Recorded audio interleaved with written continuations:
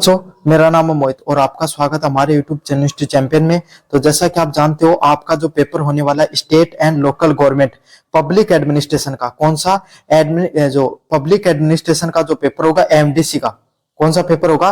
MDC का। आपके सामने एमडीसी का जो पब्लिक एडमिनिस्ट्रेशन का जो पेपर होगा, उससे संबंधित जितने महत्वपूर्ण प्रश्न होने वाले हैं सारे आपको करवाने वाला हूं। बस आपको क्या करना है, वीडियो को पूरा देखना है, चैनल को सब्सक्राइब कर देना है और अपने दोस्तों को जरूर से शेयर कर देना। चलिए शुरू करते हैं अपन क्लास को। साथ साथ आपको कोने में जो व्यू प्रोडक्ट वाला ऑप्शन है, कौन सा ऑप्शन है? व्यू प्रोडक्ट वाला ऑप्शन, उस पर क्लिक करके अगर फ्लिपकार्ट और मित्रा से कोई प्रोडक्ट खरीदोगे, सबसे ज्यादा डिस्काउंट भी देखने को मिलेगा। और सभी बच्चों से रिक्वेस्ट है, प्लीज चैनल को सब्सक्राइब कर दो भाई, क्योंकि ऐसा कंटेंट आपको कहीं पर देखने को नहीं मिलेगा। कोई यूट्यूब चैनल पे नहीं देखने को मिल रहा। आपके सामने ये जो एमडीसी के पेपर है, इनका ना इनकी कोई सीरीज देखने को मिल रही है। फ्री में नोट्स दे रहा हूं, फ्री में वीडियो क्लास दे रहा हूं। बस आपसे इतना ही तो कह रहा हूं, चैनल को सब्सक्राइब कर दो, खुद भी सब्सक्राइब करो और अपने दोस्तों से भी सब्सक्राइब करो। साथ के साथ डिस्क्रिप्शन में टेलीग्राम का लिंक दे रखा है, वहां पर ये पीडीएफ फ्री में डाल रखी है। कहां पर मिलेगी आपको पीडीएफ? डिस्क्रिप्शन में टेलीग्राम का लिंक दे रखा है, क्लिक करना वहां पर। जैसे वहां पर दिए गए टेलीग्राम के लिंक पर क्लिक करोगे, आप ऊपर की तरफ हिस्ट्री चैंपियन लिखा होगा, यहाँ पर पहुंच जाओगे। यहाँ पर पहुंचने के बाद में नीचे की तरफ फाइल वाला सेक्शन देखने को मिलेगा। कौन सा सेक्शन? फाइल वाला सेक्शन देखने को मिलेगा। इस पे क्लिक करना है। इस पे क्लिक करने के बाद में कोने में सर्च वाला ऑप्शन देखने को मिलेगा और यहाँ पर सर्च कर लेना है। क्या सर्च करना आपको? एमडीसी। जैसे एमडीसी सर्च करोगे, एमडीसी 5th सेमेस्टर के नाम से पीडीएफ देखने को मिलेगी और यहाँ पर क्लिक कर देना और फिर अच्छे से पढ़ लेना है। चलिए शुरू करते हैं अपन अब क्लास को। पहला प्रश्न है, राज्य व राज्य कार्यपालिका के राजस्थान से संदर्भ में प्रश्न। पहला प्रश्न है, राज्य की अवधारणा को स्पष्ट करते हुए राजस्थान राज्य के एकीकरण व ऐतिहासिक पृष्ठभूमि का वर्णन कीजिए। क्या करना है? राज्य की अवधारणा को और महत्व को स्पष्ट करना तथा राजस्थान राज्य के एकीकरण की ऐतिहासिक पृष्ठभूमि के बारे में बताना है। किसके बारे में? राजस्थान राज्य के एकीकरण की ऐतिहासिक पृष्ठभूमि क्या रही है। पहला प्रश्न है, राज्य की अवधारणा एवं महत्व। राजनीतिक विज्ञान और लोक प्रशासन में राज्य एक ऐसी संगठित राजनीतिक इकाई होती है जिनके पास निश्चित भूभाग, जनसंख्या, सरकार और संप्रभुत्ता होती है। मतलब राजनीतिक विज्ञान होती है ना, इसमें आपके सामने, और लोक प्रशासन में राज्य एक राजनीतिक इकाई होती है। मतलब राज्य क्या होता है? एक ऐसी जगह जिनके पास कोई निश्चित भूभाग हो। जैसे राजस्थान है, उसके पास क्या है कि भाई अपना खुद का भूभाग है। अपन जिस क्षेत्र में रहते हैं फिक्स है कि भाई इतना क्षेत्र ये राजस्थान का है, इतना यूपी का है, इतना बिहार का है ना। और राज्य के अंदर सिर्फ ये छोटे छोटे राज्य नहीं होते। भारत भी एक राज्य है, अमेरिका भी एक राज्य है, बड़ा स्वरूप राज्य को वो भी माना जाता है ना। तो उनका फिक्स भूभाग होता है, फिक्स जनसंख्या होती है। ऐसे नहीं कि भाई आपके सामने रावलपिंडी की जनसंख्या को आपने भारतीय बता दी, नहीं बता सकते ना। भारत में जितनी जनसंख्या, जितना भूभाग है, उस जितना राजस्थान का भूभाग है, जितना भारत का भूभाग है, उसमें रहने वाले लोगों को ही क्या बताया जाएगा? वहां का बताया जाएगा। वहां खुद की सरकार है। क्या राजस्थान की और भारत में खुद की सरकार है? बिल्कुल है। संप्रभुत्ता है, कोई दूसरा देश उसको नहीं चला रहा है, खुद अपने आप से चल रहे हैं। बिल्कुल, ये भी सही बात है। तो कोई भी राज्य तभी माना जाता है जिसके पास खुद की जमीन हो, खुद की जनसंख्या, सरकार और संप्रभु लोगों की जनता देखने को मिले। राज्य का महत्व नागरिकों की जीवन की सुरक्षा, कल्याणकारी योजनाओं का क्रियान्वयन और न्यायपूर्ण समाज की स्थापना है। क्या है राज्य का महत्व? क्या होता है? कोई भी राज्य है, उसका महत्व क्या है? वहां पर रहने वाले नागरिकों की सुरक्षा। क्या करना? वहां पर जितने भी जो नागरिक रहते हैं, सभी नागरिकों की सुरक्षा करना कोई राज्य का काम है। कल्याणकारी योजनाएं।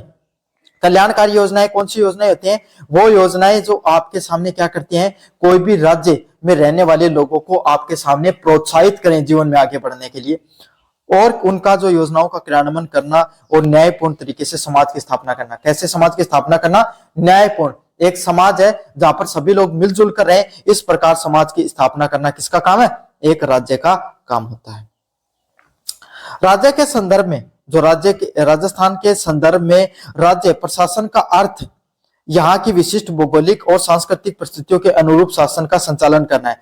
मतलब राजस्थान के हिसाब से देखें तो प्रशासन का अर्थ यहाँ की जो भौगोलिक स्थितियां हैं, क्या है? यहाँ की जो भौगोलिक स्थितियां हैं और जो सांस्कृतिक परिस्थितियों के अनुसार यहाँ का संचालन करना। मतलब यहाँ की कैसे भूगोल है, भाई राजस्थान में शुष्क भूगोल है, रेगिस्तान देखने को मिलता है ना। यहाँ की संस्कृतियां कैसी हैं, उसी के अनुरूप संस्कृतियां हैं, तो उसके अनुरूप जो संचालन किया जाता है वही आपके सामने क्या होता है? प्रशासन, राज्य प्रशासन के नाम से उसको जाना जाता है। राज्य के एकीकरण की ऐतिहासिक पृष्ठभूमि क्या है?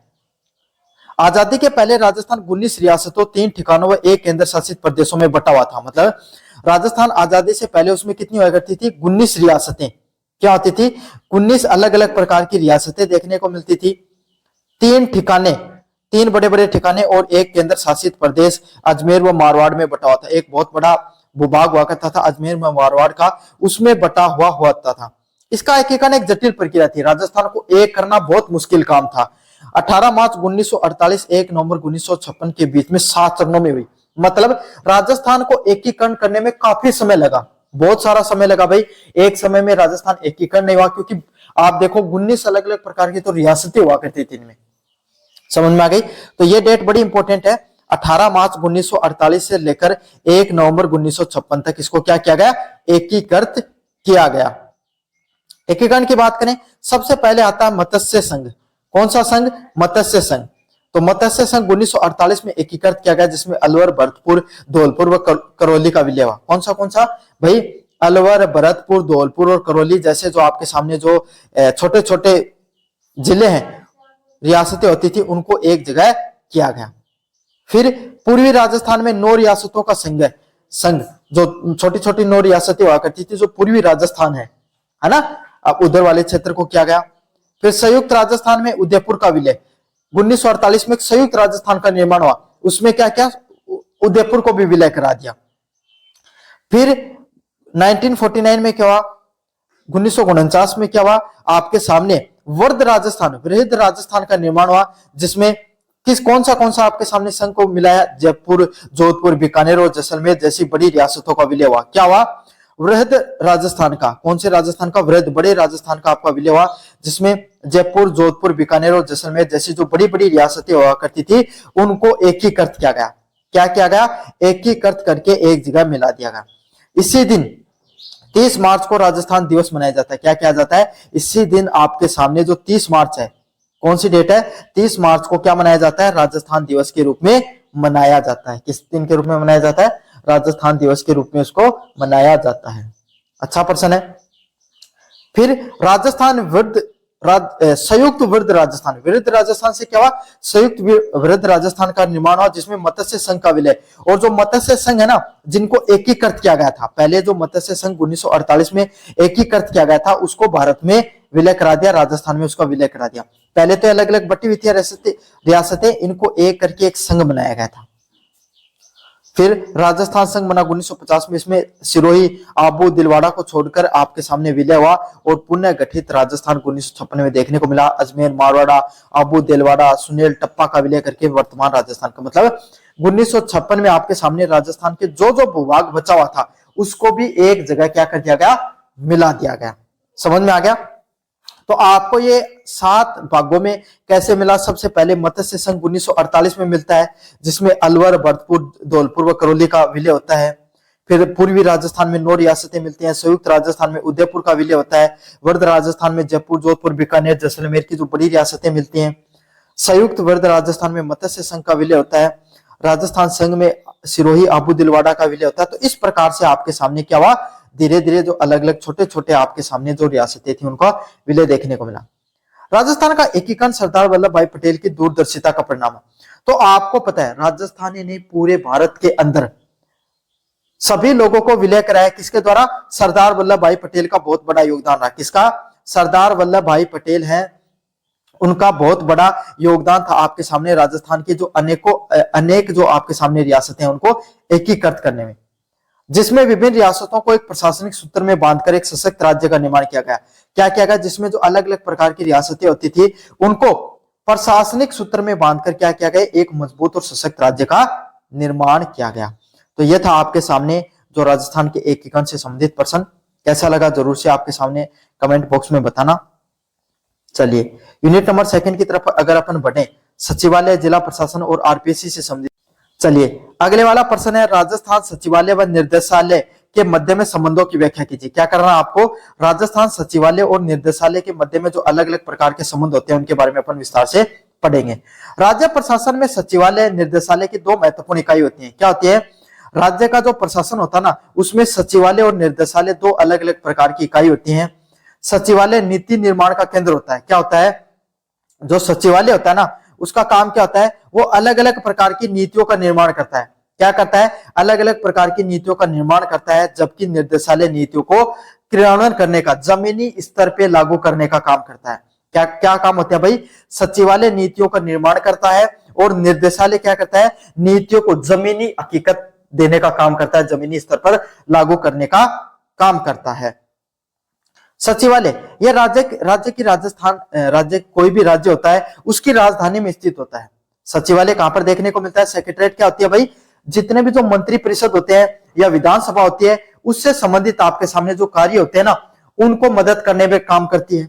या जो चिकित्सा विभाग हो गया, गृह विभाग हो गया, है ना, कृषि विभाग हो, जितने भी विभाग होते हैं, है ना, जो मंत्री जिनके बनते हैं उनको हेल्प करने के लिए डिपार्टमेंट सेक्रेटरीट है उसका निर्माण किया जाता है।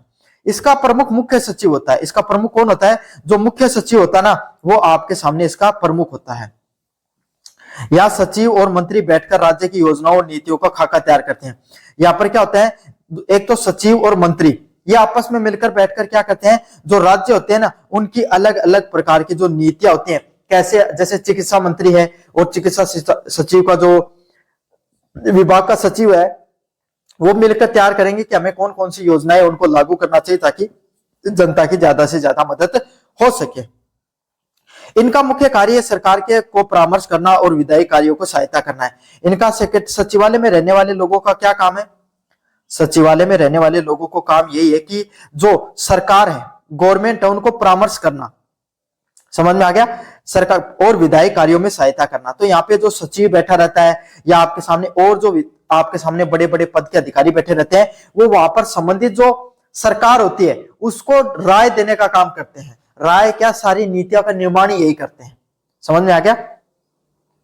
जैसे अब आयुष्मान भारत योजना उसको लागू करना है ना, या फिर आपके सामने और कोई योजना है उसको लागू करना है, तो वो लागू कैसे होगी, कौन करेगा, ये सचिवालय में बैठे बड़े बड़े अधिकारी है वही योजना बनाते हैं और वही आपके सामने जो विधानसभा के पटल तक जो मंत्री होता है उसको देते हैं, फिर वो आपके सामने विधानसभा के सामने वो रखता है। निर्देशालय ये कार्यपालिका की शाखा है। किसकी शाखा है, कार्यपालिका की, जो कार्यपालिका है उसकी शाखा होती है निर्देशालय। इसका प्रमुख निर्देशक या आयुक्त होता है। क्या होता है, इसका प्रमुख कौन होता है, आयुक्त या निर्देशक है, वो इसका प्रमुख होता है, जिसका मुख्य कार्य सचिवालय द्वारा बनाई गई नीतियों को धरातल पे लागू करना होता है। और इसका प्रमुख कार्य क्या होता है, जो सचिवालय होता है, क्या होता है, सचिवालय होता है, उसके द्वारा जो अलग अलग प्रकार की जो नीतियां बनाई जाती है, क्या की जाती हैं, अलग अलग प्रकार की जो नीतियां बनाई जाती हैं उनको जमीनी हकीकत या जमीनी स्तर पे लागू करने का काम होता है। समझ में आ गया। तो निर्देशालय का काम यही होता है, आपके सामने जो सचिवालय के द्वारा जो अलग अलग प्रकार की जो नीतियां बनाई जाती हैं उनको धरातल पर लागू करना। कहां पर लागू करना, जमीनी हकीकत या जमीनी स्तर पे लागू करने का काम होता है। यह तकनीकी विशेषज्ञों का समूह होता है। इसमें क्या अलग अलग प्रकार के तकनीकी लोग से जुड़े हुए लोग होते हैं। क्यों, क्योंकि भाई आपके सामने जो अलग अलग प्रकार की नीति, जैसे कि आयुष्मान भारत योजना है, उसको नीति बनाएंगे कौन, मतलब वो योजना बनाएंगे कौन, बनाएंगे सचिवालय में, लेकिन बनाकर विधानसभा से पास तो कर दिया आपने, लेकिन उसको लागू कौन करेगा जमीनी स्तर पे, निर्देशालय। वहां पर क्या होते हैं, आपके सामने संबंधित विभाग के बड़े बड़े अधिकारी बैठे होते हैं, है ना, आयुक्त बैठे होते हैं, जैसे पशुपालन विभाग का आयुक्त बैठा है, चिकित्सा विभाग का आयुक्त बैठा है, वो अपने से नीचे जो जिला स्तर पे जो लोग होते हैं, जिला स्तर अधिकारी होते हैं, उनको बोलेंगे, कलेक्टर को बोलेंगे, वो आपके सामने अपने से नीचे अधिकारियों को बोलेंगे। तो इस प्रकार से पूरी पूरी प्रक्रिया चलती है। दोनों के मध्य में क्या संबंध देखने को मिलता है भाई आपके सामने, पूरक संबंध। सचिवालय निर्देशालय को प्रशासनिक स्वीकृति और बजट प्रदान करता है, मतलब एक दूसरे के आपके सामने क्या पूरक हैं, सापेक्ष हैं।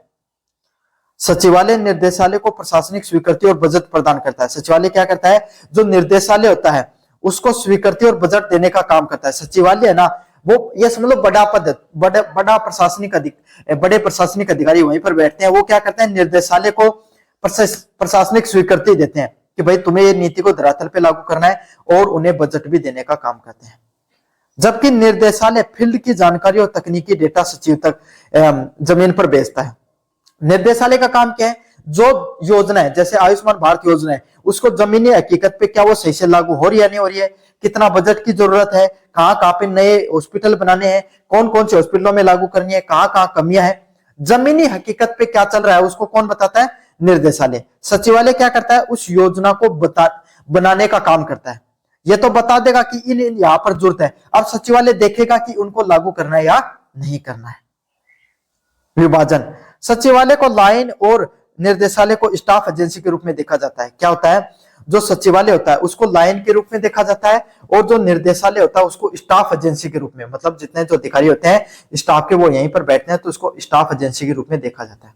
नियंत्रण, सचिवालय निर्देशालय के कार्य की निगरानी करता है। क्या करता है, जो सचिवालय होता है ना, वो निर्देशालय के कार्यों की निगरानी करता है। मतलब जो निर्देशालय है वो क्या सही से काम कर रहा है या नहीं कर रहा है, इन सब कार्यों की निगरानी कौन करता है, आपके सामने सचिवालय। कौन करता है भाई, सचिवालय, वो इन सब चीजों की नियंत्रण करता है और उनके प्रदर्शन को मूल्यांकन करता है। और उनको क्या करता है, उनके द्वारा कैसा प्रदर्शन किया जा रहा है उसका भी मूल्यांकन करता है। क्या करता है, उनके द्वारा कैसा प्रदर्शन किया जा रहा है उसका भी मूल्यांकन उसके द्वारा किया जाता है। द्वंद्व, कई बार नीतियां बनाने वाले सचिवों और उन्हें लागू करने वाले निर्देशकों के बीच में क्षेत्र अधिकार को लेकर तनाव देखने को मिलता है। क्या होता है, कई बार नीति बनाने वाले जो लोग होते हैं सचिव और उनके जो लागू करने वाले निर्देशक होते हैं उनके बीच में काफी बार क्या हो जाती है, लड़ाई हो जाती है। क्यों, बोले मैं शक्तिमान, दूसरों का बोले मैं शक्तिमान, और दोनों बोले हैं कोई सही को नहीं, आपस में लड़बो करे। तो दोनों भाई बड़ा पद ही, बड़ा अधिकारी ही, तो बड़ा लोग की तो भाई बड़ी राड, समझ में बड़ी लड़ाई, तो आपस में तनाव देखने को मिलता है। क्षेत्र अधिकार को लेकर भी उनके बीच में काफी बार तनाव देखने को मिलता है। सचिवालय प्रशासन का मस्तिष्क है। सचिवालय क्या है, कोई भी हेड बोला जाता है, हेड ऑफ डिपार्टमेंट के नाम से जाना जाता है। निर्देशालय उसके हाथ पैर, मतलब उसके साथ देने के लिए होते हैं। उनके बीच में सामंजस्य का होना बहुत ज्यादा जरूरी है। अगर सामंजस्य होगा तभी दोनों के दोनों आगे बढ़ सकते हैं। मेरा नाम है मोहित और आपका स्वागत है हमारे यूट्यूब चैनल हिस्ट्री चैंपियन में। तो जैसा कि आप जानते हो, आपका जो यूनिट 3 है उससे संबंधित आप जितने भी इंपॉर्टेंट क्वेश्चन है वर्किंग ऑफ पंचायत समिति से संबंधित अपन पढ़ने वाले हैं, जिसके अंदर आपने 73वें संविधान संशोधन की शक्तियां व चुनौतियों से संबंधित जितने भी प्रश्न होंगे उनको अपन विस्तार से पढ़ेंगे। तो ये 3 नंबर यूनिट है। यूनिट 1 और यूनिट 2 मैं ऑलरेडी रिवाइज करवा चुका हूँ आपको, जो आपके सामने प्ले, अगर अभी तक आपने नहीं देखी है तो प्लेलिस्ट में लिंक दे रहा हूँ उनका, वहाँ पर जाकर जरूर से देख लेना उनको। प्लेलिस्ट का लिंक डिस्क्रिप्शन में मिलेगा, वहाँ से जाकर यूनिट 1 और यूनिट 2 को दोनों को अच्छे से देख लेना। और जो ये पीडीएफ है आपके सामने, ये आपके हमारे टेलीग्राम चैनल पे देखने को मिल जाएगी ये वाली पीडीएफ, तो वहाँ से जाकर पीडीएफ को जरूर से डाउनलोड कर लेना और उसको अच्छे से पढ़ के चले जाना। 90% तक प्रश्न यहीं से देखने को मिल जाते हैं। पिछले 2-3 सालों से समस्या सर हमारे बैक लग जाती है, इस बार एक भी सब्जेक्ट में बैक नहीं लगने दूंगा। तो बस पीडीएफ को पढ़ लेना और वीडियो सॉल्यूशंस को अच्छे से देख लेना। चलो शुरू करते हैं अपन वीडियो को। 73वें संविधान संशोधन 1992 की प्रमुख प्रावधानों पर चर्चा कीजिए। तो 73वां संविधान संशोधन हुआ 1992 की, उसके क्या क्या प्रमुख प्रावधान रहे हैं उसके बारे में अपन विस्तार से चर्चा करने वाले हैं। काफ़ी ज़्यादा महत्वपूर्ण प्रश्न है आपके सामने यूनिट 3 का। 73वां संविधान संशोधन है वो 1992 में लागू हुआ है, जिसने पंचायती राज संस्थाएं हैं PRI, पंचायती राज जो इंस्टीट्यूशन है उसको आपके सामने संवैधानिक दर्जा प्रदान किया। 1992 से आज के समय जो आप ग्राम पंचायत देखते हो, पंचायत समिति देखते हो, तहसील स्तर की जो व्यवस्था देखते हो, ये भारतीय जो लोकतांत्रिक परंपराओं में ये नहीं देखने को मिलती थी। पहले आपके सामने जो लोकतांत्रिक परंपराओं की सबसे निचली परंपराओं में जो विधानसभा के चुनाव होते थे, विधानसभा के वही सबसे निचले स्तर के चुनाव होते थे। लेकिन उसके बाद में 73वां संविधान संशोधन 1992 में लागू किया गया, जिसमें ये विवेचना की गई कि भारत में ग्रामीण क्षेत्र में सबसे ज़्यादा लोग रहते हैं और शहरी क्षेत्र में भी लोग रहते हैं, तो उन्हीं लोगों का भी राजनीति में भागीदारी होना बहुत ज़्यादा ज़रूरी है। अगर वो लोग भी राजनीति से जुड़ाव महसूस करेंगे तो भारत में जो प्रगति है वो और ज़्यादा गतिशील होगी और भारतीय लोकतंत्र वह और ज़्यादा मजबूत होगा। तो इसी चीज़ को ध्यान में रखते हुए 73वां संविधान संशोधन 1992 की शुरुआत की गई। उसको भारतीय संविधान के जो संसद पटल है लोकसभा राज्यसभा में उसको रखा गया और उसको स्वीकृति मिलती है 1991 में और 1992 में उसको लागू कर दिया जाता है। और इससे क्या होता है, आपके सामने जो पंचायती राज संस्थाएं हैं उसको संवैधानिक दर्जा मिलता है। 2 प्रकार के दर्जे होते हैं आपके सामने, एक इंस्टीट्यूशन, वो संस्थाएं जो पहले से लोकतंत्र में हमारे संविधान के निर्माण किया गया उस समय थी, जैसे संसद, लोकसभा, राज्यसभा, विधानसभा, विधान परिषद जैसी संस्थाएं हैं। वो भारत की संविधान निर्माताओं ने अपने जब संविधान का निर्माण किया उसी समय डाल दिया गया था। लेकिन ग्राम पंचायत, पंचायत समिति और जो जिला परिषद जैसी जो संस्थाएं हैं उसको 73वें संविधान संशोधन में किया गया और उसके अंदर उनको संवैधानिक दर्जा मिलता है। इससे भारतीय लोकतंत्र के विकेंद्रीकरण की नींव को मजबूत किया। थोड़ा सा 1 मिनट आपका एक्स्ट्रा लूंगा और ये समझाऊंगा कि विकेंद्रीकरण क्या होता है। 2 प्रकार की परंपराएं होती हैं, एक होता है केंद्रीकृत परंपरा। केंद्रीकृत परंपरा कौन सी होती है आपके सामने, जहां पर जो राजशाही होता है ना, वहां पर क्या होता है, एक राजा होता है और उसी के नीचे अलग अलग प्रकार की जो संस्थाएं देखने को मिलती हैं, सारी शक्तियां राजा के हाथों में रहती हैं। तो वो परंपराएं, वो लोकतांत्रिक या राजशाही परंपराएं जिसमें आपके सामने सिर्फ एक व्यक्ति के हाथों में सारी शक्ति हो, उसको केंद्रीगत शक्तियों के नाम से जाना जाता है, केंद्रीकरण के नाम से जाना जाता है। इसी के विपरीत आपके सामने विकेंद्रीकरण होता है, जहां पे एक से अधिक लोगों के पास शक्ति होती है, उसी को विकेंद्रीकरण के नाम से जाना जाता है। अब क्या हो गया, पहले प्रधानमंत्री उसके पास शक्तियां हैं, उसके बाद में आपके सामने जो मुख्यमंत्री है उसके पास सबसे बड़ी शक्तियां हैं, और ग्रामीण स्तर में सरपंच के पास भी उतनी प्रधान है, उसके पास भी शक्तियां देखने को मिलती हैं। तो ग्रामीण स्तर से लेकर राज्य स्तर से लेकर देश के सबसे बड़े प्रधानमंत्री के स्तर तक हर स्तर पे शक्तियों का बंटवारा देखने को मिला। इसी शक्तियों के बंटवारे को क्या कहा जाता है, विकेंद्रीकरण के नाम से जाना जाता है। अब ये 73वां संविधान संशोधन देखने को मिला, इसमें क्या किस प्रकार की संरचनाओं को रखा गया, किस प्रकार की विविध प्रकार की चीजों को इसमें जोड़ा गया, इसके बारे में भी अपन विस्तार से पढ़ेंगे। सबसे पहला प्रावधान इसके अंदर डाला गया त्रिस्तरीय संरचना। त्रिस्तरीय संरचना क्या है, सभी राज्यों में 20 लाख से कम वाले जनसंख्या वाले राज्यों को छोड़कर 3 भागों में बांट दिया गया।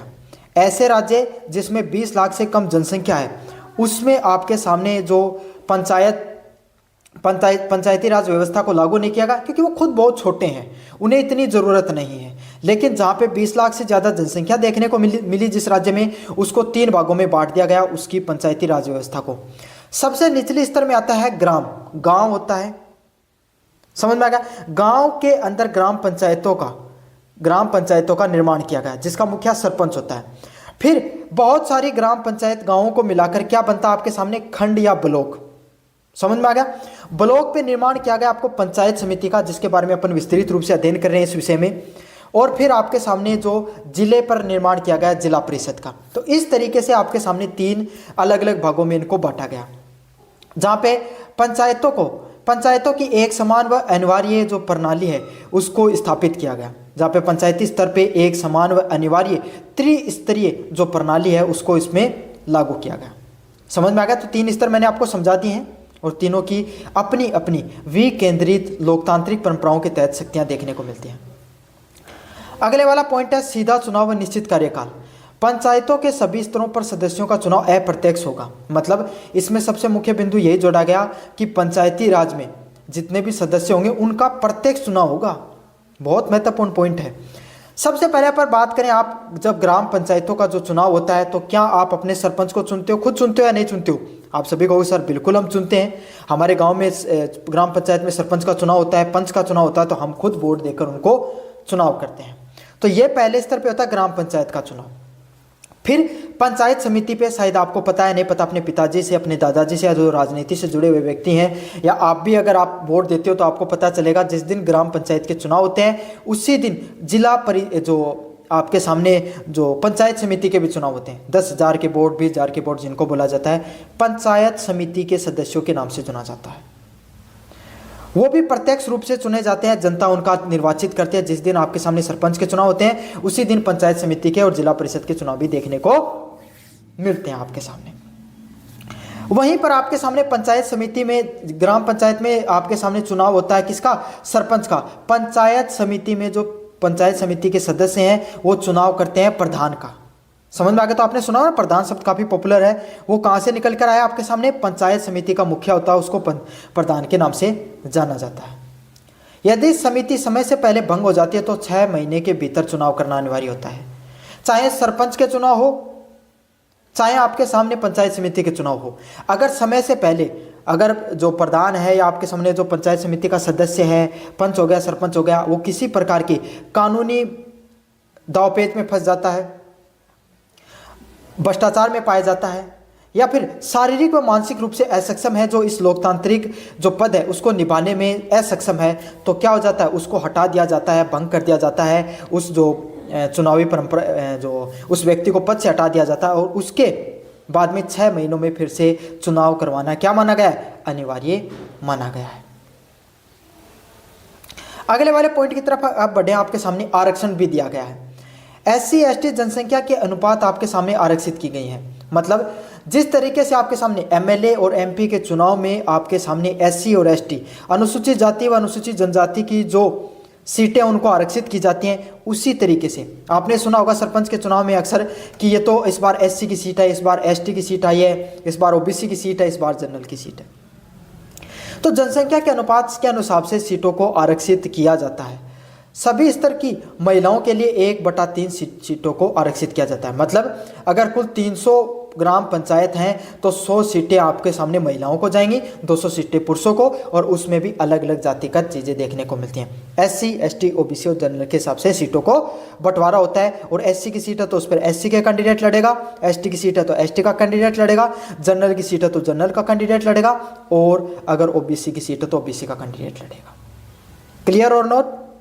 मुझे उम्मीद है आपको हर चीज़ अच्छे से समझ में आ रही होगी।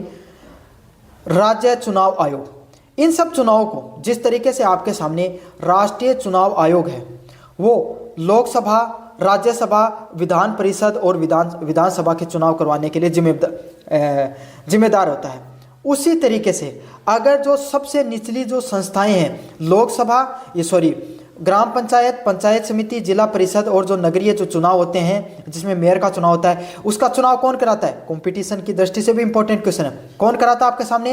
राज्य चुनाव आयोग है, वो इनका चुनाव करवाता है। कौन करवाता है? राज्य चुनाव आयोग है, उसके द्वारा चुनाव करवाया जाता है, जहाँ से निष्पक्ष रूप से चुनाव करवाया जाता है चुनाव आयोग के द्वारा। और ये एक संवैधानिक संस्था है। राज्य चुनाव आयोग राष्ट्रीय चुनाव आयोग के नीचे काम करती है। समझ में आ गया आपको? सारी चीजें अच्छे से समझ में आ रही होगी, मुझे उम्मीद है। अगले वाला पॉइंट है राज्य वित्त आयोग। हर 5 साल में पंचायतों की वित्तीय स्थिति की समीक्षा के लिए राज्य व पंचायतों के बीच में राजस्व का बंटवारा होता है।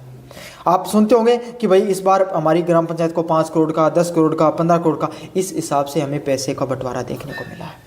तो एक राज्य वित्त आयोग की, जैसे एक राष्ट्रीय वित्त आयोग होता है आपके सामने, उसी तरीके से एक राज्य वित्त आयोग होता है, उसका निर्माण किया जाता है। और वो क्या करता है कि किस ग्राम पंचायत को कितना पैसा बंटवारा करना है, कितना राजस्व देना है, उस बंटवारे को देने का काम किसका होता है? राज्य वित्त आयोग का कार्य होता है, जो राज्य के बीच में हर ग्राम पंचायत, पंचायत समिति के बीच में पैसे के बंटवारे करने का कार्य करता है।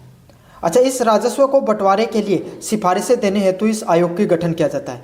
तो ये कितना पैसा किस ग्राम पंचायत, किस पंचायत समिति को दिया जाएगा, यह निर्धारण कौन करता है? राज्य वित्त आयोग करता है, इसीलिए इसका गठन होता है। अगले वाला पॉइंट आपके सामने 11वीं अनुसूची। इस संशोधन के द्वारा संविधान में 11 अनुसूची जोड़ी गई, जिसमें 29 विषय सूचीबद्ध किए गए हैं। अगर हम विस्तार से बात करें आपके सामने, तो 11वीं जो अनुसूची में एक अलग से पॉइंट डाल दिया गया पंचायती राज व्यवस्था का। अनुसूचियां हैं, कुल 12 अनुसूचियां हैं। 11वीं अनुसूची में पंचायती राज और 12वीं में नगरीय व्यवस्था को देखने को मिलती है। इसमें कुल 29 विषयों को सूचीबद्ध किया गया है, जिसमें हर पंचायत को कानून बनाने व कार्य करने का अधिकार दिया गया है। जिस तरीके से एक एक राज्य है, उसको अपने राज्य का विकास करने का, कानून बनाने का, कानून व्यवस्था को लागू करने का अधिकार होता है। एक संघ पे जाएं, देश पे जाएं, तो एक प्रधानमंत्री के पास वो शक्तियां होती है। उसी तरीके से ग्राम पंचायत के सरपंच के पास ग्राम पंचायती में, पंचायती राज में आपके सामने जो वो पूरी शक्तियां दी गई, जिसमें उसके पास पूरी शक्तियां रहती है। पंचायतों के पास वो स्वायत्त संस्था है। सबसे बड़ी बात है कि स्वायत्त संस्थाएं जिनके पास खुद के कानून बनाने के, खुद के कार्य करने के अधिकार रहते हैं। इन सब प्रावधानों को आपके सामने जो स्थानीय स्वशासन के एक ठोस संवैधानिक आकार दिया, और ये जो जितने भी प्रावधान देखने को मिले, इसके कारण एक ठोस आपके सामने संवैधानिक संस्था है वो उभर कर आई है। मुझे उम्मीद है आपको अच्छे से समझ में आ गया होगा। ये जो 73वां संविधान संशोधन 1992 का जो पर्सन है, काफ़ी ज़्यादा महत्वपूर्ण पर्सन है, कंपटीशन की दृष्टि से भी और एग्जाम के परस्पेक्टिव से भी। अच्छे से समझा दिया मैंने आपको। चैनल को अगर सब्सक्राइब नहीं किया तो बहुत बड़ी गलती कर रहे हो। चैनल को जोर से सब्सक्राइब कर देना, वीडियो को जोर से लाइक कर देना। धन्यवाद।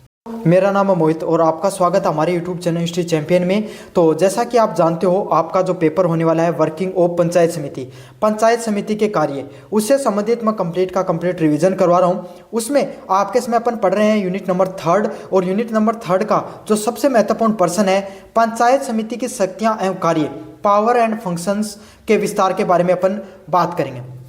काफ़ी ज़्यादा महत्वपूर्ण प्रश्न है। मैंने इस टॉपिक्स इस सब पेपर से संबंधित सारे इंपॉर्टेंट क्वेश्चन पहले करवा रखे हैं। कहाँ पर? प्ले लिस्ट का लिंक डिस्क्रिप्शन में दे रहा हूँ, उस प्ले लिस्ट में सारे वीडियोज़ आपको मिल जाएंगे। अगर आपने नहीं देखे हैं तो जाकर देख लीजिए। साथ के साथ आपको क्या करना है, ये पीडीएफ है टेलीग्राम चैनल पे मिल जाएगी। सभी बच्चे टेलीग्राम चैनल को जोर से ज्वाइन कर लो, वहाँ पर ये पीडीएफ फ्री में देखने को मिलेगी आपको सामने। वर्किंग ऑफ पंचायत समिति 4th सेमेस्टर के नाम से पीडीएफ पड़ी हुई है। साथ के साथ सभी बच्चों से अनुरोध है, 90% बच्चे आप वीडियो देख लेते हो लेकिन चैनल को सब्सक्राइब नहीं करते हो। ऐसा बिल्कुल नहीं करना है, आपको वीडियो को जरूर से लाइक करना है और चैनल को जरूर से सब्सक्राइब कर देना है। तो चलो शुरू करते हैं अपन वीडियो को।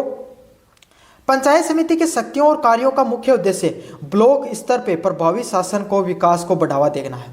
अगर अपन विस्तार से देखें आपके सामने पंचायत समिति के कार्यों की बात करें और शक्तियों की बात करें तो इनका मुख्य उद्देश्य क्या है।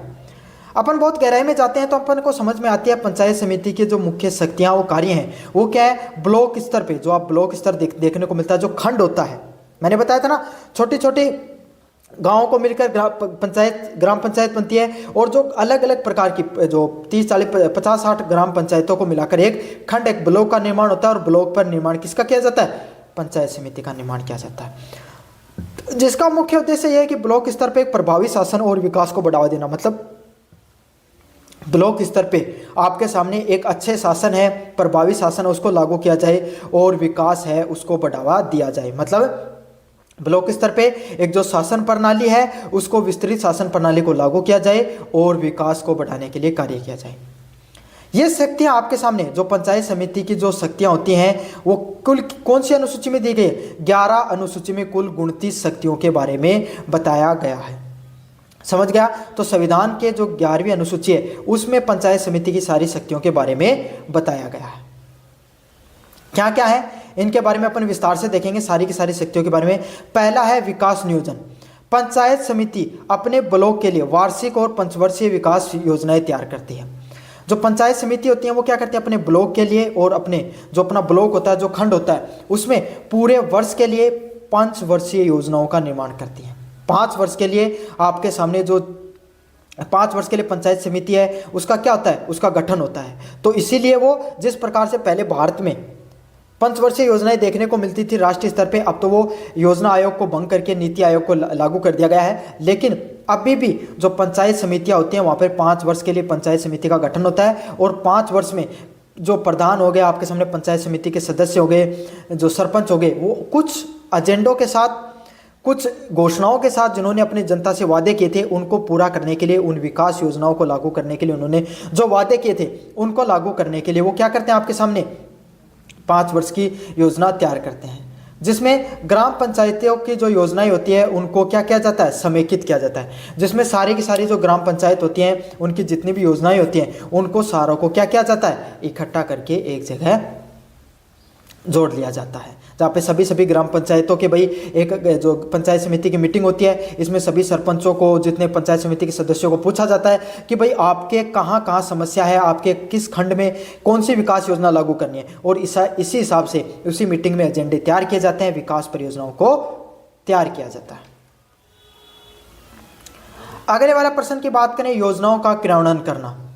यह केंद्र व राज्य सरकार द्वारा वित्त पोषित सभी विकास कल्याणकारी योजनाएं, मतलब केंद्र व राज्य सरकार के द्वारा जो योजनाएं हैं, जो जनता के लिए, ग्रामीण स्तर की जो जनता है उसके लिए जो योजनाएं पहले से जो शुरू की गई हैं, उन योजनाओं को, उन जो विकास व कल्याणकारी योजनाओं को धरातल पे लागू करने का किसका कार्य होता है, पंचायत समिति व ग्राम पंचायत का कार्य होता है, जिसमें अलग अलग प्रकार की परियोजनाएं आती हैं।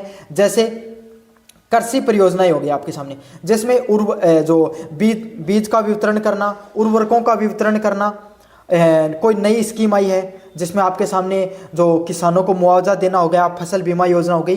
तो इन पर जैसी जो योजनाएं हैं, जो कृषि से संबंधित योजनाएं हैं, उन सभी योजनाओं को विस्तार से लागू करना।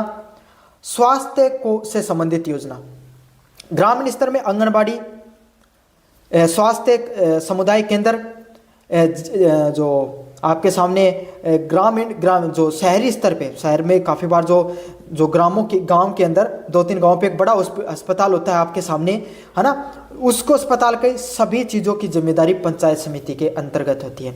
उनके नीचे आने वाले जितने भी जो स्वास्थ्य केंद्र होते हैं, स्वास्थ्य विभाग से संबंधित चीज़ें होती हैं, वो सारी की सारी जो वो सही से कार्य कर रहे हैं नहीं कर रहे हैं, अधिकारी किसी चीज़ की ज़रूरत है, कोई नई योजना आई है, उसको लागू करना धरातल पे किसका काम है? पंचायत समितियों का काम है। शिक्षा, प्राइमरी व सेकेंडरी स्कूल और हायर जो प्राइमरी सेकेंडरी और सीनियर सेकेंडरी स्कूल होती हैं, सभी स्कूल पे अध्यापक सही से बच्चों को पढ़ाएं। वहाँ के भवनों की जर्जर स्थिति है तो उनको सही से आपके सामने से सही से भवनों का निर्माण किया जाए, उनका पुनर्निर्माण किया जाए। नए भवनों की जरूरत है तो नए भवनों का निर्माण किया जाए।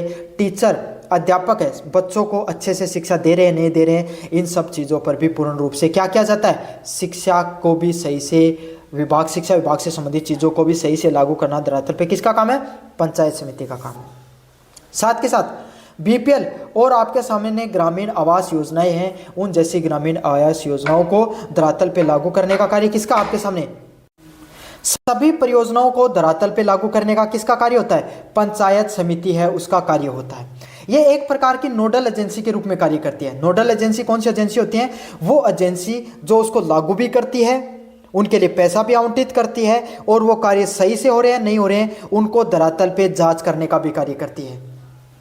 जिनमें सबसे बड़ा अधिकारी है, प्रशासनिक दृष्टि से सबसे बड़ा अधिकारी वीडियो होता है। जो ग्राम पंचायतों पे सही से कार्य नहीं हो रहा है, उनके नीचे जितने अधिकारी जो सरकारी कर्मचारी कार्य करता है, उन सब से रिपोर्ट लेने का कार्य वीडियो का होता है। और निर्वाचित जो सबसे बड़ा पद होता है वो किसका होता है? प्रधान का होता है, जो जनता के सामने आने वाली समस्याओं को समाधान करने का कार्य करता है। तो ये एक प्रकार की बहुत ही सुंदर लोकतांत्रिक परंपराओं में से है, जहाँ पे दोनों संसदीय प्रणाली मतलब जो निर्वाचित प्रणाली और आपके सामने जो लोकतांत्रिक प्रणाली में जो कार्य प्रणाली है, दोनों एक जगह एक समय पर कार्य करती हैं और मिलजुल कर कार्य करती हैं आपके सामने। अगले वाला पॉइंट है वित्तीय व बजटीय नियंत्रण। समिति के पास अपने आय स्रोतों से धन जुटाने और विकास कार्य करने व निधियों का आवंटन करने की शक्ति है। सबसे खूबसूरत बात इसकी इस एजेंसी की, पंचायत समिति की, ये भी है कि ये सरकार से तो इसको अनुदान मिलता ही मिलता है, सरकार तो पैसे देती है, लेकिन इसके अलावा ये क्या कर सकते हैं? खुद के क्षेत्र के अंतर्गत आने वाला कोई मेले लग रहे हैं, कोई पट्टा का आवंटित हो रहा है, कोई लाइसेंस जारी करना, कोई पैसे पर निवेश करना, कोई भूमि पड़ी हुई है उस पर भवनों का निर्माण करके उसको किराए पर देना, ये खुद से भी धन स्रोत को जुटा सकते हैं। और जो आ रहा पैसा उसको सरकार के देने की बजाय खुद अपने विकास कार्यों पर लगा सकते हैं। इसीलिए ये एक प्रकार की स्वायत्त संस्था के रूप में भी इसको जाना जाता है।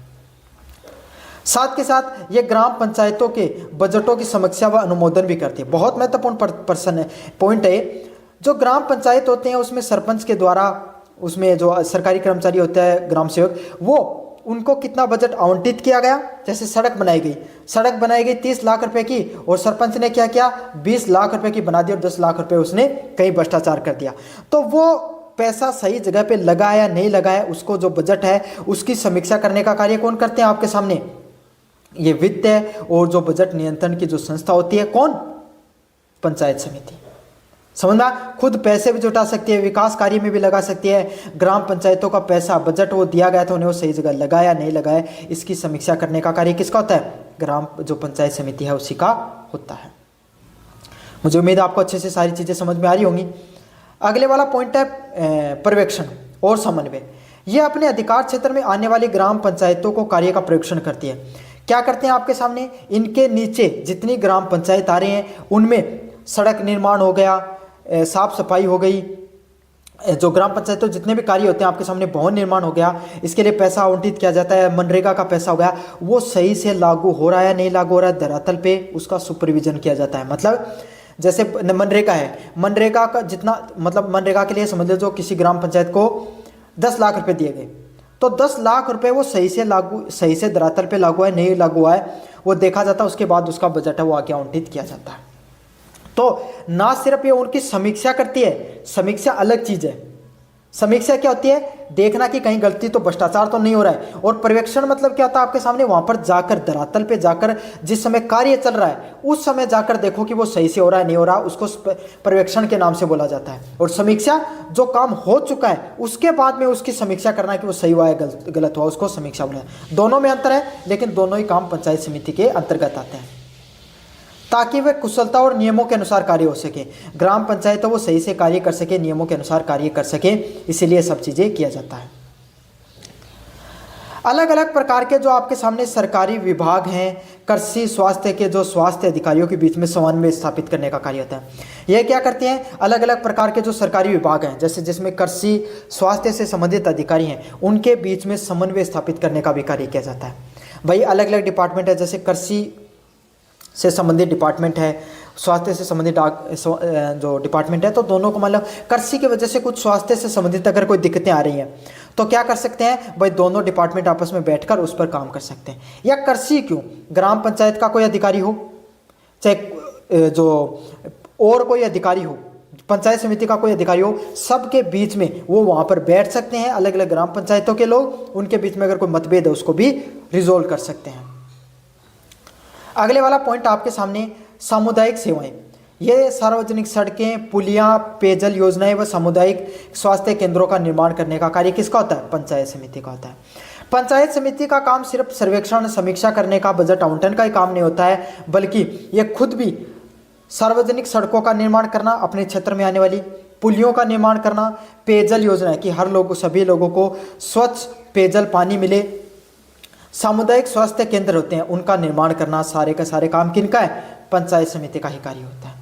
साथ के साथ जितनी भी सामुदायिक संस्थाएं हैं जो आपके सामने, चाहे सड़क हो गई, चाहे आपके सामने विद्यालय भवन हो गए, चाहे आपके सामने स्वास्थ्य के केंद्र हो गए, चाहे ग्राम पंचायत केंद्र हो गए, आंगनबाड़ी केंद्र हो गए, जितने भी सरकारी संस्थाएं हैं जो उनके भवन हैं उनका देखरेख, उनके फर्नीचर का देखरेख करने का काम किसका होता है? पंचायत समिति का ही कार्य होता है। नियम बनाने की शक्ति। कुछ मामलों में राज्य विधानमंडल द्वारा सौंपे गए विषयों को सीमित अपने क्षेत्र में नियम बनाने की शक्ति किसके पास होती है? पंचायत समिति के पास होती है।